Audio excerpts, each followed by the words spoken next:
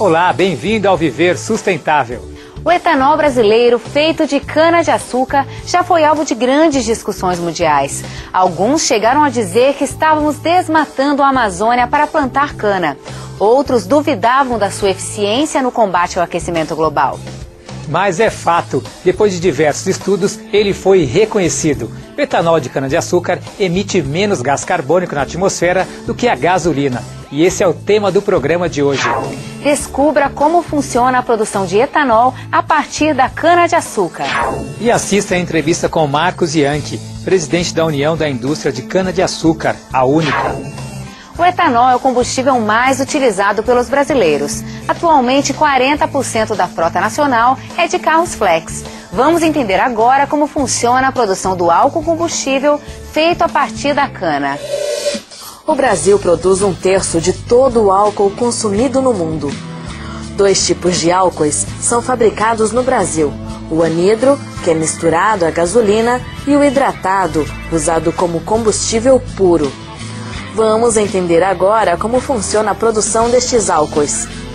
A cana é pesada assim que chega na usina e, neste momento, é feita a medição da sacarose. Quanto mais sacarose, melhor. O produto passa por um processo de limpeza, onde são retiradas as impurezas como barro e areia. Depois, a cana vai para os picadores, desfibradores e para a moagem. De um lado sai o caldo, de outro, o bagaço. Cada tonelada de cana processada gera de 240 a 280 quilos de bagaço, que também é aproveitado. Ele vai para as caldeiras, gerando energia elétrica para a autossuficiência da usina. O excedente ainda pode ser vendido para as cidades. O caldo extraído recebe um tratamento químico e é purificado em vários processos de filtragem para formar o mosto. Ele fica em fermentação nas dornas durante 4 a 12 horas. É nesta fase que os açúcares são transformados em álcool. O produto passa pelos destiladores e a retificação, que dão origem, enfim, ao álcool hidratado. Para se transformar em álcool anidro, o material precisa de mais uma fase, a desidratação. Depois, os álcoois vão para os tanques de armazenamento, onde aguardam a comercialização. Mas a cana-de-açúcar não se resume apenas em álcoois e geração de energia. A novidade é que já se pode produzir biodiesel de cana. Este é um recipiente com diesel fóssil, diesel do petróleo. E este, diesel obtido a partir da cana-de-açúcar, aqui na Amyris. Dr. Roel, diretor da Amyris, o que nós estamos assistindo é uma revolução tecnológica? Quais são as vantagens, do ponto de vista ambiental e outras, do diesel obtido aqui nesta empresa a partir da cana-de-açúcar? Sim, além de ser um diesel renovável, ajudar com o combate ao aquecimento global, ele tem zero teor de enxofre. Então, ao contrário do diesel fóssil, que tem um altíssimo teor de enxofre, o diesel de cana-de-açúcar não tem enxofre. Ele reduz também as emissões de particulados, de NOx, então de uma série de poluentes que são presentes no diesel fóssil. É a tecnologia a favor do meio ambiente.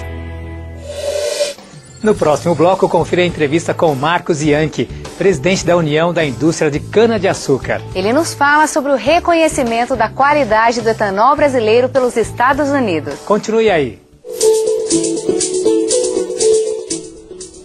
O Viver Sustentável pergunta: em que ano o etanol combustível foi produzido pela primeira vez no Brasil? Letra A, 1927. Letra B, 1937. Letra C, 1947. Ou letra D, 1957. A resposta correta você confere no próximo bloco.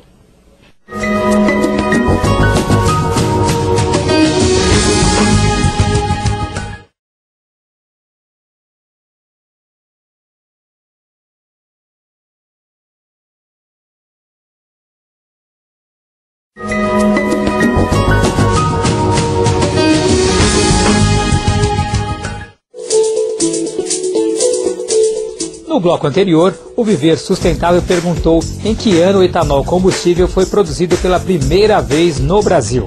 A resposta correta é letra A, em 1927, pela usina Serra Grande, Alagoas. O Viver Sustentável está de volta com o tema etanol. O entrevistado do programa de hoje é o Dr. Marcos Yankee, presidente da União da Indústria de Cana-de-Açúcar, a Única. Ele nos fala sobre o reconhecimento da qualidade do etanol brasileiro e a eficiência do biocombustível no combate ao aquecimento global. Uma recente ótima notícia, não só para o Brasil, mas para todo o mundo. A Agência de Proteção Ambiental dos Estados Unidos, que corresponde ao nosso IBAMA, acaba de reconhecer o etanol brasileiro como o melhor biocombustível em todo o mundo no combate às mudanças climáticas. Por isso, nós temos hoje o privilégio de receber aqui no nosso programa o presidente da Única. Única é a empresa que agrega, que congrega os produtores de etanol no Brasil. Dr. Marcos Yankee, que prazer em recebê-lo. Bom, deputado, muito obrigado aí pelo convite. Senhores telespectadores, é um prazer estar aqui hoje falando sobre esse assunto, que eu acho que foi aí o nosso passaporte para o mercado internacional, né? Nós que sofremos nos últimos 2 anos muitas críticas, né, que o etanol estaria causando desmatamento, que o Brasil não era um supridor confiável e outras acusações. Agora a gente consegue, a partir das análises do EPA, que é o IBAMA norte-americano, a gente consegue esse reconhecimento que o etanol reduz as emissões em 61% se comparado com a gasolina, já incluindo a questão do uso da terra. Porque nós não só tivemos que demonstrar para os Estados Unidos o nível de redução de emissões desde o plantio da cana até o escapamento dos automóveis no ciclo de vida, ou seja, quanto que se absorve e se emite no uso dos tratores, dos fertilizantes, o quanto a cana absorve, quanto que é o balanço da fermentação, da destilação, do transporte do álcool até o escapamento, mas também tivemos que passar por uma bateria de longos estudos e questionamentos em relação à expansão da cana e o seu impacto no ecossistema, né? Eles olharam não só se a cana está derrubando floresta, mas se indiretamente ela empurra outras atividades para a floresta. E feitos esses cálculos todos, 2 anos de longos estudos, uma grande equipe de brasileiros que foram diversas vezes a Washington e a outras áreas lá nos Estados Unidos para demonstrar os números da cana, nós conseguimos esse nível de reconhecimento, 61% de redução, já incorporando a questão do uso da terra se comparado com a gasolina. O milho, que é a principal planta usada lá, deu 21%. Então é um nível realmente muito bom, é um passaporte. O que tem sido feito para mostrar que o Brasil é capaz de produzir cana-de-açúcar e, consequentemente, álcool, respeitando as questões sociais e trabalhistas? Na tecnologia da cana, uma das grandes transformações é o fim das queimadas de cana, que está acontecendo muito rapidamente. Aqui em São Paulo, nós já passamos de 50% da área sem queima e vamos chegar a praticamente 100% até 2014. Então, eu acho que o primeiro grande desafio na área social é a requalificação dos trabalhadores que vão deixar de cortar cana manualmente e que poderão trabalhar conosco com máquinas e equipamentos. Então, é exatamente por isso que nós lançamos, há cerca de 6 meses, o maior programa de requalificação de cortadores do planeta, né? Nunca se fez isso em nenhum outro país. Nós vamos requalificar 4.000 pessoas por ano para operarem máquinas, tratores, caminhões, eletricistas, mecânicos, caldeireiros e também outras atividades fora do setor. Nós temos a parceria das principais empresas que produzem essas máquinas e, obviamente, estamos trabalhando também com o sindicato dos trabalhadores na cana para tentar atingir todo o estado. Vamos ter 6 grandes regiões de requalificação. Ao mesmo tempo, estamos introduzindo programas educacionais, porque uma parte dessa mão de obra tem um nível muito baixo de escolaridade, então nós temos que trabalhar nessa direção também. E finalmente assinamos com o presidente Lula o primeiro compromisso nacional de um setor econômico aqui no país em torno das melhores práticas trabalhistas.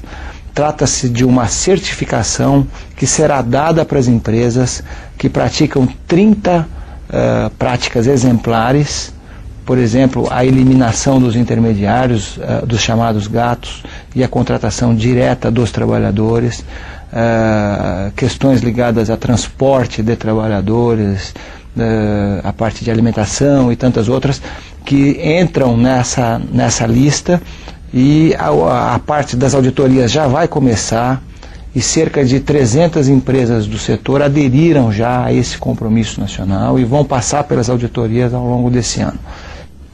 Marcos, aqui em São Paulo, o governo Serra foi o primeiro a fazer um zoneamento ecológico, econômico da cana-de-açúcar no estado.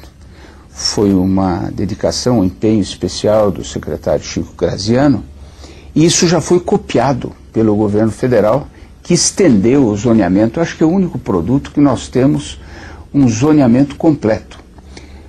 Com esse zoneamento, produzir cana ficou vedado, proibido na Amazônia e no Pantanal. E muitos amazônidas estão reclamando disso, achando que há trechos lá, alguns locais, alguns bolsões onde a cana poderia ser produzida.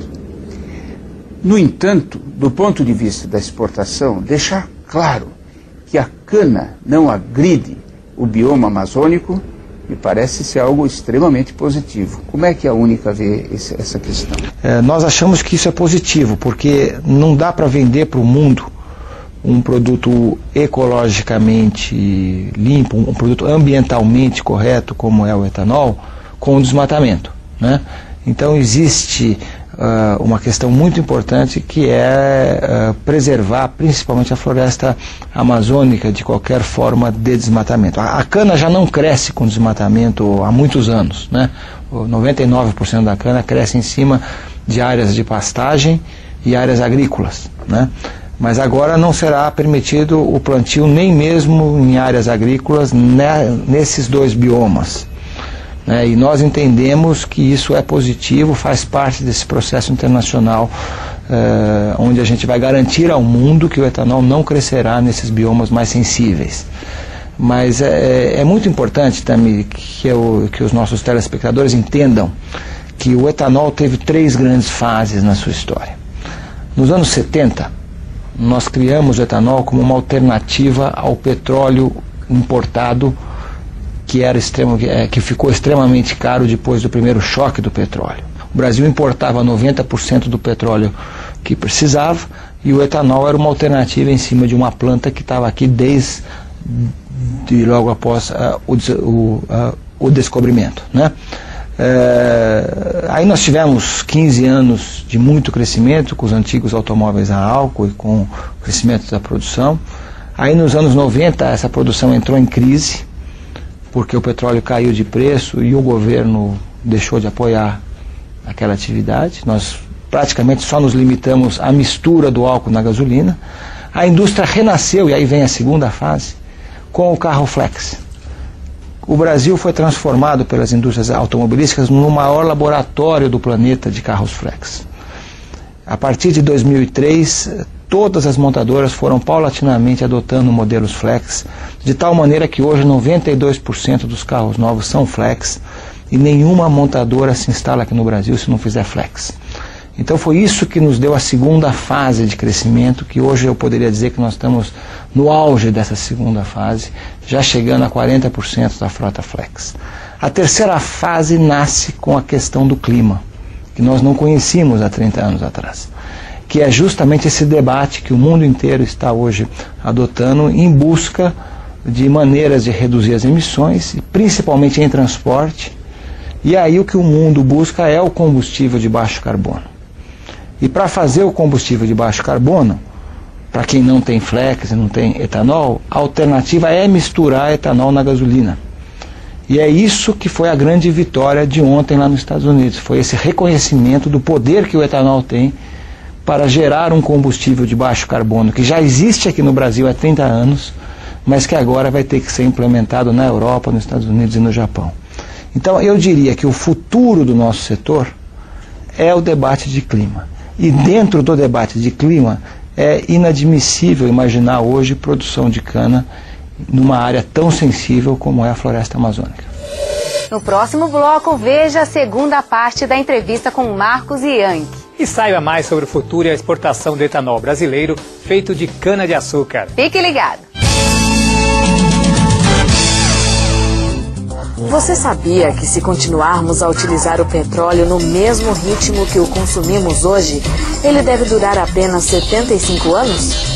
Outros estudos falam em 35 anos. Nem a maior alta do preço do barril em 2008, quando ele chegou a custar $100, conseguiu inibir o consumo desse combustível fóssil.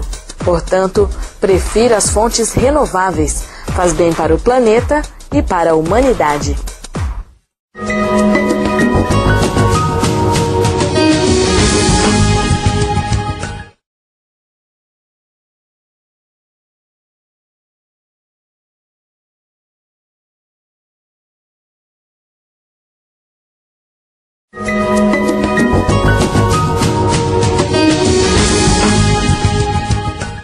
Olho vivo, consumidor. Na hora do rush em São Paulo, a velocidade média dos veículos é de 9,7 km por hora, apenas um pouco mais rápido que os pedestres, que andam a 5 km por hora. Com isso, os carros acabam emitindo mais gases poluentes na atmosfera. Sugira um novo horário de entrada e saída no seu trabalho. Assim você vai fugir do estresse no trânsito e ainda colaborar para a qualidade do ar. O tema do Viver Sustentável de hoje é o etanol. No bloco anterior, você conferiu a primeira parte da entrevista com Marcos Yankee, presidente da União da Indústria de Cana-de-Açúcar, a Única. Veja agora quais são as metas futuras para o biocombustível brasileiro. Com esse reconhecimento internacional que é dado pela certificação do EPA, pode aumentar a propensão ou a facilidade para a exportação do etanol. Nesse momento, é mais um fator que poderá contribuir para a escassez do produto e aumento dos preços? Eu acho que essa pergunta o consumidor deve estar fazendo. Olha, justamente nós já nos transformamos nesses últimos anos no maior exportador de etanol do planeta. Nós detemos hoje 60% do mercado mundial de álcool e 50% do mercado mundial de açúcar. Portanto, o Brasil é gigantesco nessas duas áreas.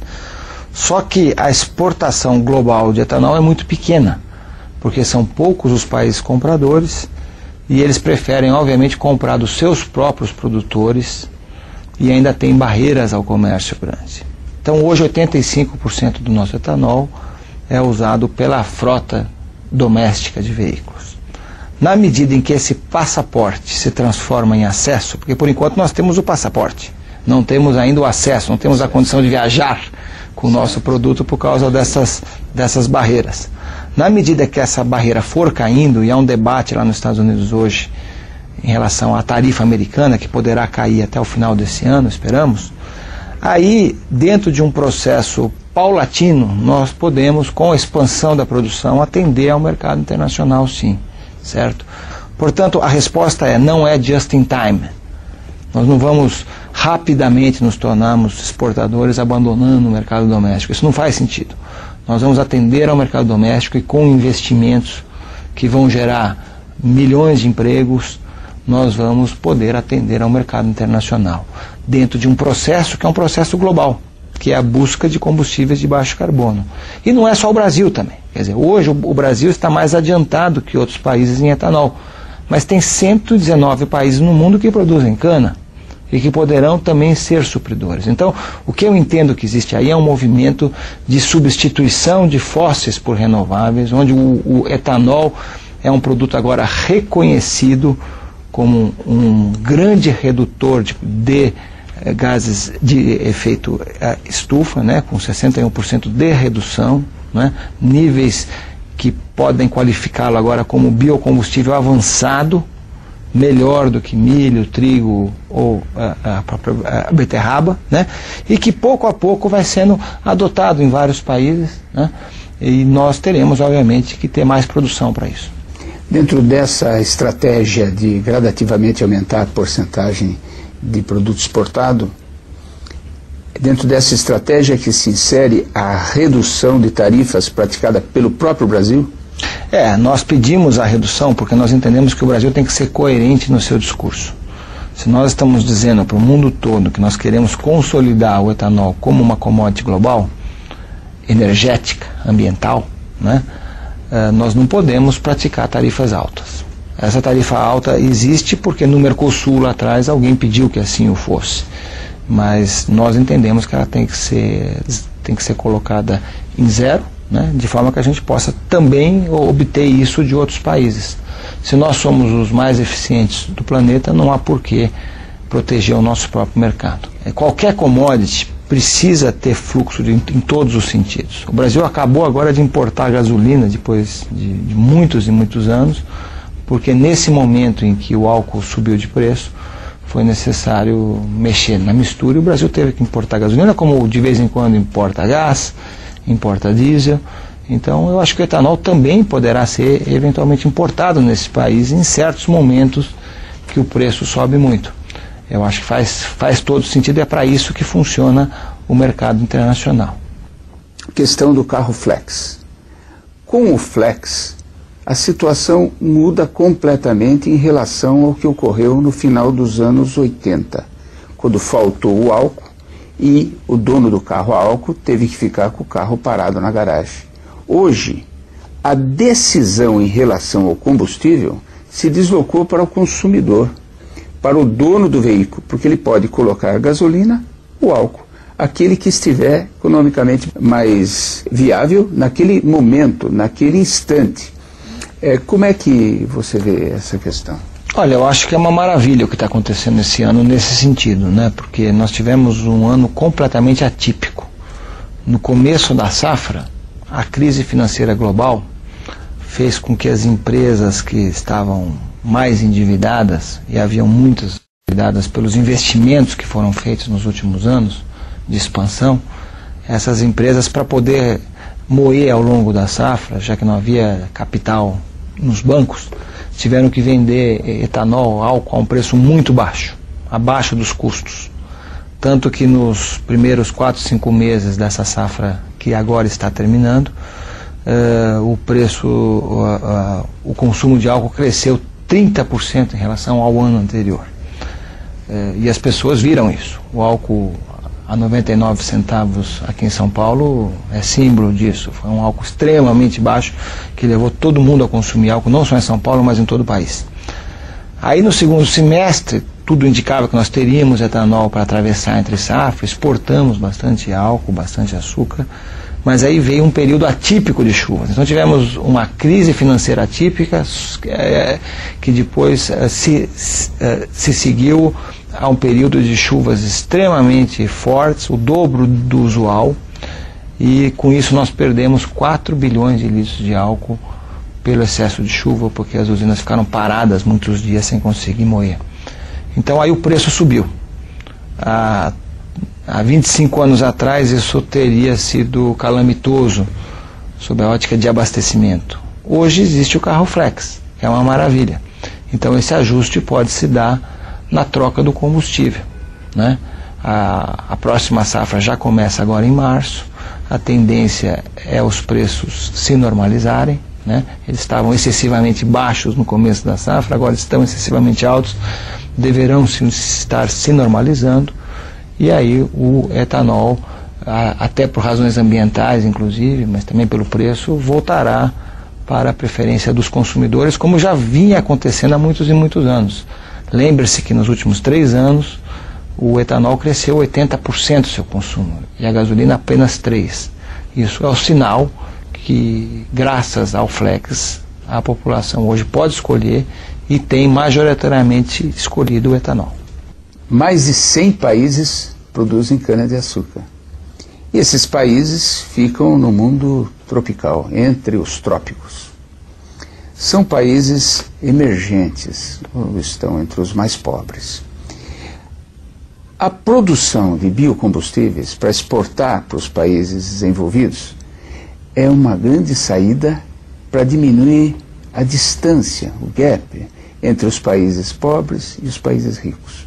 Se conseguirmos realmente que muitos outros países, além do Brasil, também produzam etanol, nós poderíamos realmente ter uma commodity e um produto que esteja diminuindo a distância e contribuindo para a paz mundial. O Brasil já tem feito algum esforço no sentido de transferir tecnologia para esses países?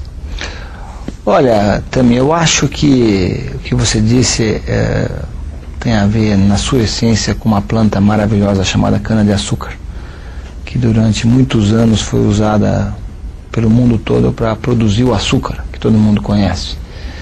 De alguns anos para cá, o Brasil foi pioneiro na descoberta da cana da energia, a cana que produz um combustível alternativo que ajuda a combater os efeitos da mudança do clima, o bagaço da cana que ajuda a fazer eletricidade no meio do ano quando o nível dos rios está baixo. Estão vindo aí à frente bioplásticos feitos a partir de etanol. Você pode fazer, por exemplo, eteno, polietileno a partir de etanol. Possibilidade de se produzir hidrocarbonetos, gasolina, querosene, diesel a partir de cana, né? E muitos outros produtos. Nós estamos falando agora de uso de etanol em motocicletas, em ônibus, em aviões. Então, essa revolução tecnológica das bioenergias e particularmente dos biocombustíveis, e de fato 120 países hoje produzem cana, e praticamente todos eles estão focados só no açúcar, e eles têm que descobrir esse novo mundo que o Brasil já conhece, que o Brasil saiu à frente. Eu acho que é uma revolução realmente. Eu acho que nós estamos abrindo uma democratização muito maior da energia, porque o petróleo hoje, além de ser escasso e altamente poluente, ele está na mão de 20 países que de fato aprovisionam 200 países consumidores.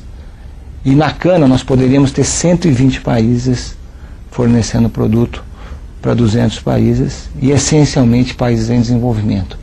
Então eu acho que é uma oportunidade extraordinária para o mundo. Isso sem falar que o álcool aqui no Brasil já nos permitiu eliminar completamente o chumbo tetraetila, que era misturado à gasolina para aumentar a octanagem, o poder de explosão, e que hoje é substituído completamente pelo álcool anidro. Um benefício para a saúde pública, para todos nós. Muito obrigado, é um prazer, um privilégio poder contar com a sua presença. Muito obrigado, também ficamos à disposição de todos os interessados. Temos um site que é o www.unica.com.br, onde todos podem encontrar informações sobre isso que nós falamos aqui hoje. Muito obrigado. Você também pode participar do nosso programa, enviando temas e perguntas para contato@viversustentável.net. Assista as matérias dos programas anteriores pelo site viversustentável.net. O Viver Sustentável fica por aqui. E lembre-se, para mudar o mundo, precisamos fazer a nossa parte. E a sustentabilidade é o caminho. Até o próximo programa. Até lá.